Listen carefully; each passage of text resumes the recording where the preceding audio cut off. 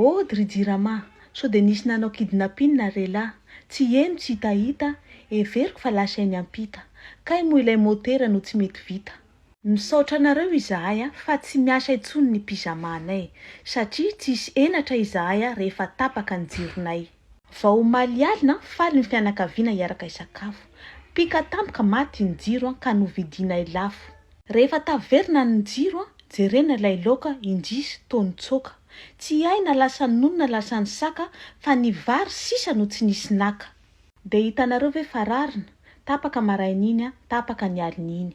Nohon tsy fisian'ny laoka ny alin'iny, dia ny petit déjeuner no kasaina atao mafy tosoka be. Hoay, kay tapaka koa ny rano, tsisy vita na tas du thé. De hoaizany nanasa pepeta, sa hoe hoentina eny andekaleka, any mantsy misy ilay barazy, de any izahay mianakavy hiditra garazy. Atody ony tsy miady amam-bato, fa miomana rehefa hitako elahy de torako vato. Tonga ny farany volana, ianareo tsy tarakosa, anao relevé de compteur nefa ny jiro sy ny ranonareo tapaka isan-dera. Vao tonga ny facture, lafo be ka saika ho torana Boris sy Arthur. Avy aiza moa ny fahaizanareo mikompte? Plus tapaka plus ça augmente. Iza moa ilay comptable, engavinay mba anao carte sur table. Rehefa ho lafo ihany ny facture-nay, dia aleo adadadadako ny jiro sy ny ranonay, amizay tsy marary ny fonay.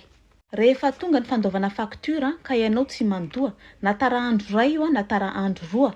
Salame jirama napaka compteur, haha zero ilay fandefera. Rehefa tsy andoa ianareo de hoesorina ny compteur, rehefa mizizo de angalanay bulldozer. Tsara ihany koa fa verina ny mpanao labozia. Romanticité na any amin'ny chambre salon sy an-dakozia. Tsisy miady ny mpivady satria ramose tsy afaka mibalady na ny alahady. Henoko fanao fiancé ho ny telma sy jirama, tsisy maharatsy an'izany ka.